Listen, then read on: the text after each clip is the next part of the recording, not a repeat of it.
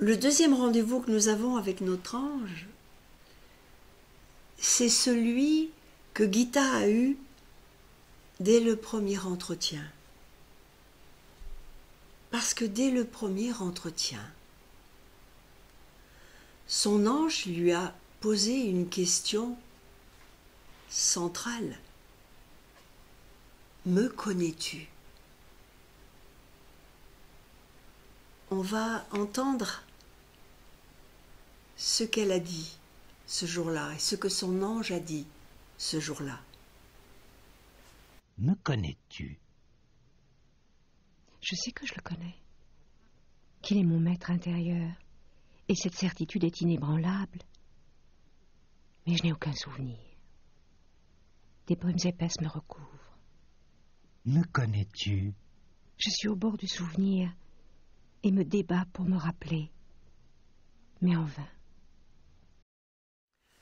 Alors, c'est sûr que tout de suite on est renvoyé à connaissons-nous notre ange? Connaissons-nous notre ange intimement? Et est-ce que nous sommes replongés au moment de notre conception? Parce que d'où le connaissons-nous? D'où pouvons-nous le reconnaître? Sinon, parce qu'à notre conception, Dieu nous a confié deux amours. Il nous a confié à un amour du bas et à un amour du haut. L'amour du bas, ce sont nos parents. Dieu nous a confié deux géniteurs pour prendre soin de nous, très maladroitement. Nos parents sont faits sur mesure pour nous préparer à notre tâche. C'est comme si cette vie, la nôtre, pas Patricia Manteau, la vie qui habite à l'intérieur, avait été envoyée sur terre par son Père, Dieu, par notre Père, Dieu, notre Créateur, si c'est plus simple à entendre, pour aller sur terre comme s'il nous envoyait à l'école de la vie, pour nous parfaire, pour apprendre les quelques leçons qui nous manquent. Il nous envoie sur terre avec une mission particulière d'apprentissage. Et il nous offre deux aides, deux grands amours. Donc, l'amour du bas, nos parents, qui, par leur propre traumatisme, par leur maladresse, par leur amour pas aussi beau et parfait que celui de Dieu, vont nous préparer à notre tâche, puisque notre tâche, elle va être l'inverse de nos traumatismes. Et puis, il nous a confié à un amour du haut. Si le premier est matériel, terrestre, le second, c'est un amour invisible, un amour de lumière, un amour immatériel, notre ange gardien, qui, lui, connaît la mission avec laquelle nous sommes arrivés sur Terre. Mais, comme disent les dialogues, entre la naissance et la mort, un écran fausse notre vue. Alors, nous ne voyons plus ni nos parents, ni notre ange. Heureusement, il nous est proposé un troisième amour, et celui-là, c'est nous qui devons le choisir.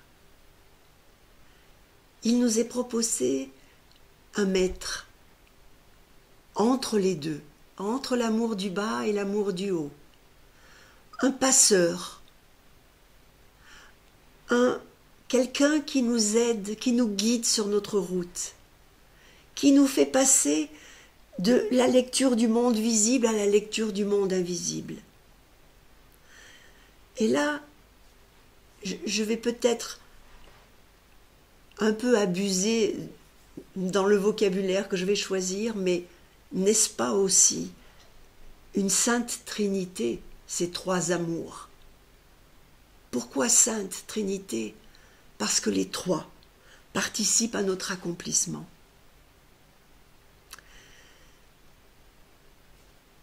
Nos parents, allez, nous croyons les connaître, et c'est à travers nos souvenirs et tous les séjours que nous faisons ensemble de qui suis-je, comment m'aimer, que nous allons vraiment connaître qui ils sont. Mais notre ange, le connaissez-vous? Gita, elle parle de la première fois qu'elle l'a reconnu. On peut tous se poser cette question. Parce que on le reconnaît à un sentiment que nous avons d'être aimés, d'être protégés, que quelqu'un veille sur nous. Ça, c'est quitter la théologie pour l'étreinte. Et Gita, quand elle raconte la première fois où elle s'est dit mais quelqu'un veille sur moi, c'était à Londres. Comme elle était décoratrice, on avait fait appel à elle pour décorer un hôtel à Londres et pour faire revivre Budapest à Londres. Et elle avait vraiment décoré de manière magnifique. Et elle était très très très fière d'elle, elle était un peu imbue de sa personne. Moi, Gita Malas, vous avez vu de quoi je suis capable. Et à ce moment-là, un des ouvriers passe avec une petite poutrelle, se retourne et la poutrelle atterrit pile dans son œil. Et son œil se met immédiatement à gonfler.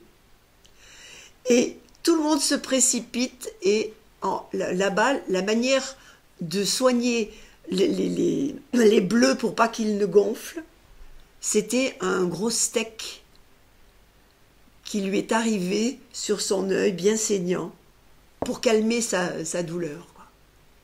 Est-ce que vous vous rendez compte que c'est quelque chose de totalement fou et de pas très marrant?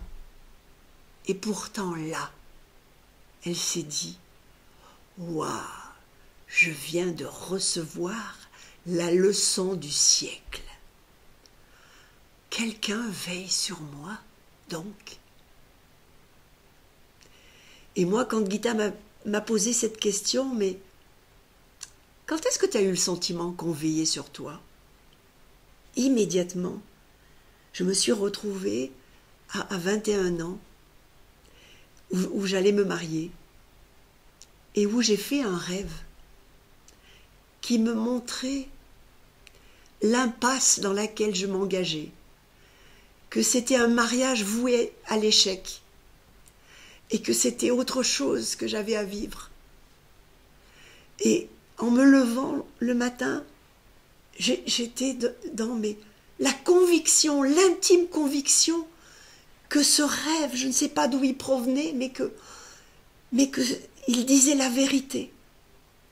Et j'ai quitté cet homme avec je n'ai même pas douté une seconde que ce que m'avait montré, je ne savais pas qui à l'époque, était la vérité.